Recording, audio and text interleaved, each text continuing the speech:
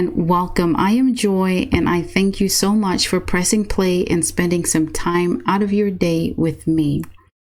I appreciate your support and as well as your contribution to this community. Today, I'm going to be talking to you about a narcissistic injury. This happens when a narcissist has a negative reaction to criticism or judgment, and this may sometimes only occur in their heads. They experience it when you enforce your boundaries, when they don't get their way, when you criticize them, when they are held accountable, or when they feel fearful. And we don't always talk about the narcissist experiencing feelings of fear, but they truly do. And, I guess we don't do that because we see them as this grandiose person who's always allegedly living their best life. We know that's not true.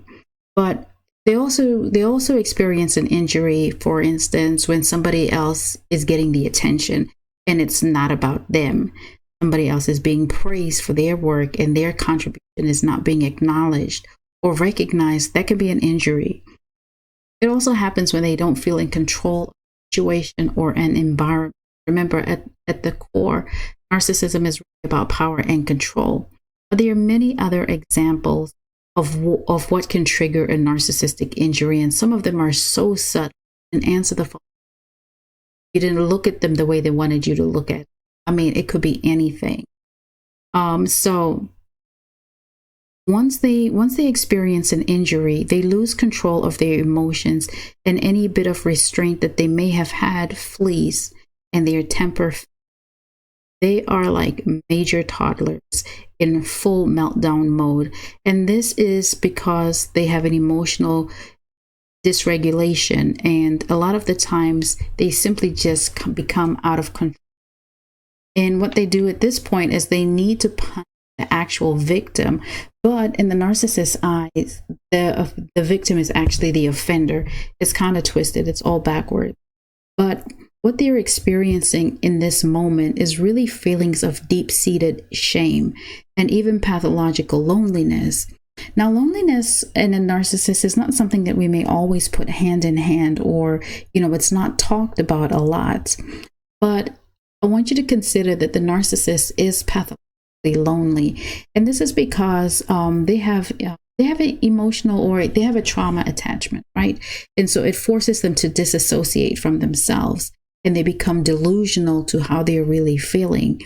And because they can't self-regulate, they'll never work on their loneliness. You know how we say happiness is an inside job, so is loneliness an inside job. And just because you may be alone, it doesn't make you lonely. Loneliness is just that feeling that you may have. But narcissists are pathologically lonely because they have abandoned them. They operate from a fake self, a false self. So when they feel this injury, they project their self-hatred onto others.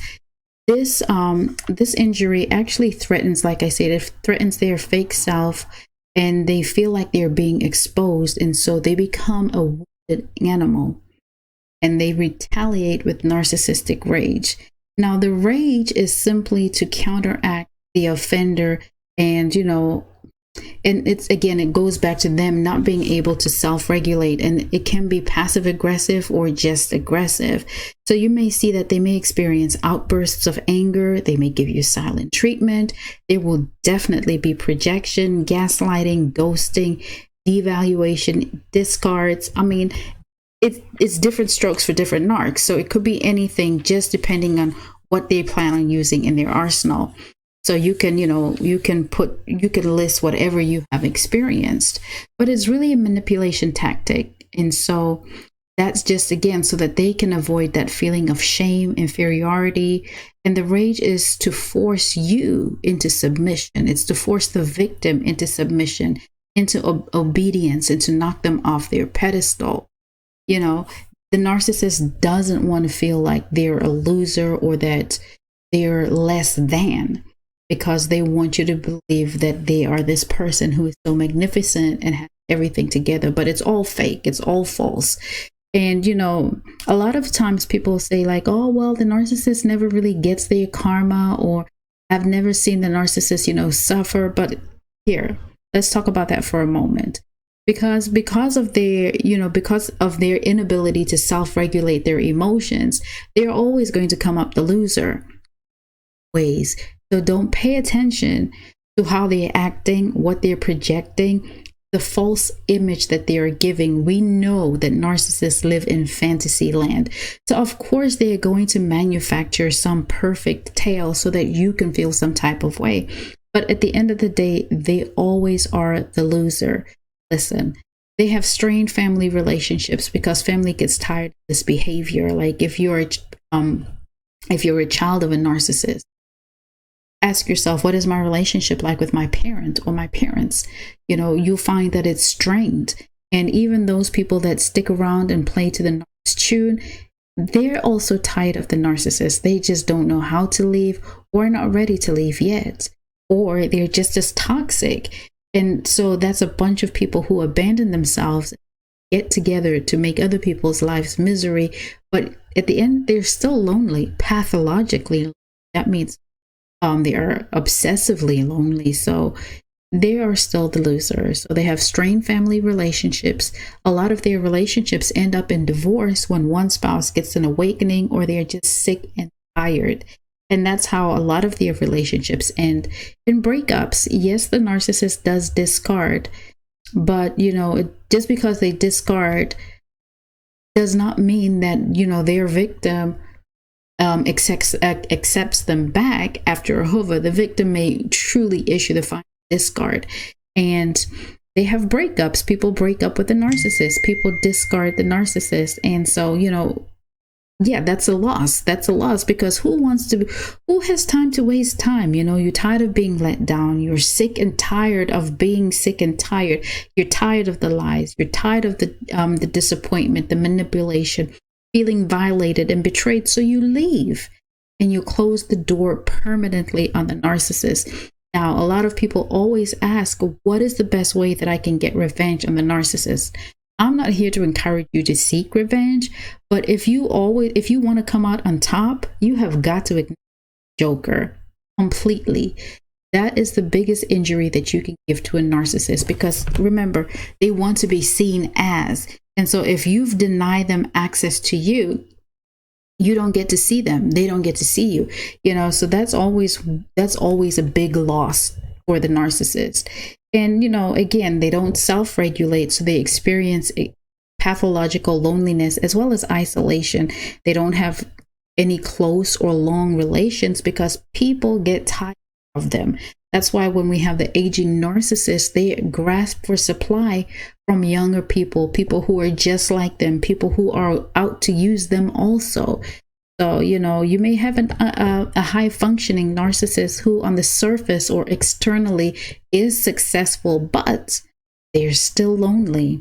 And another way that they do suffer loss is by their reputation. They have very bad reputations because people know who they are. People have experienced, their poor behavior, especially like in corporate settings, but even in families, in friendships, people get tired of this. And so they don't stick around, or they're not genuine, and there's no real relationship. Like, anyway, listen, a narcissist they do not have real relationships simply because everything has to have a reason. It has to make sense for the narcissist to be involved. So it's always about a transaction. It's a transactionship. What can they get out of this? Not you, but what can they? How do they benefit by being in relation to you? So, they have no relationships. And another way that they experience loss is because they have a fear of rejection, fear of feeling unimportant. And so really at the core of it, the narcissistic rage is about insecurity. They want to be seen as powerful, successful, but internally it's a totally different story. Internally, they are bleeding, they are wounded. They are a child crying out for help, but it is not your responsibility to go and help this child out. That is all on them. Your responsibility lies with you. Another thing is that they may suffer financially, career loss, or, they may suffer financially, career, or legal trouble. And that's all because they are reckless, even their health. Narcissists, they are very reckless, and they don't really care about consequences. So that's why you find them constantly having STDs, always, having legal issues, financial trouble, because they are reckless. And they miss a lot of opportunities because their reputation goes before them. And sometimes people don't just want to be bothered by them. We hear this as it comes to entertainers, for example, that nobody wants to work with particular artists or different celebrities simply because of who they are and how they carry on. So what do you do when you're a victim of narcissistic, when you've issued a narcissistic injury and now they're experiencing the rage? Well, one of the most important things I would say is to protect yourself and any child in your home or any children in your home. Protect yourself, make sure that you are safe and that there is no physical hurt, any physical injury, call police if there is. And, just make sure that you are safe mentally, emotionally, physically, even financially. And please remember that it's not about you. I've talked to you about how this is an internal issue with the narcissist. So don't absorb any of the projection that they are putting out your way. Disarm the narcissist and do not react defensively, because what they want at this point is a response from you, and it could be positive or negative, and it's just to hurt you further. So disarm the narcissist, take their power away, and do not respond. That's why no contact is so powerful, because you disarm them. And also, if the rage is remember that the rage is meant to hurt you. So you want to disengage if you can. Disengage. And that means, like, if you can, leave. Now, it may not be that you're leaving for good yet, but leave the house, go out, do something, occupy yourself, do something that doesn't involve the narcissist, or, keeps you in separate rooms if you're living together, or, try work independently if it's a work situation. I am a big advocate for therapy, and what I would say to you is that, while you're considering who to go to therapy for, make sure that they are well versed in narcissism. A lot of the times, you'll find therapists who are not, and I think it does prolong your journey. Sometimes it does injure you simply because they don't understand where you're coming from. It's not everybody who gets what this is about. And one more thing is that if you find yourself excusing this behavior or making up excuses for the narcissist, I just want you to know that is like you self-abandoning. Their behavior, their response, the rage, it has nothing to do with you. It is all about them and how they process information. They process their trauma. And it has nothing to do with you. It's bad behavior, it's poor behavior, it's abusive, and you don't deserve it. So don't make excuses for it. Recognize it for what it is and do what you have to do to protect yourself. So I want to thank you so much for taking time out of your day to spend with me. And like always, take care of yourself and take care of each other. Goodbye.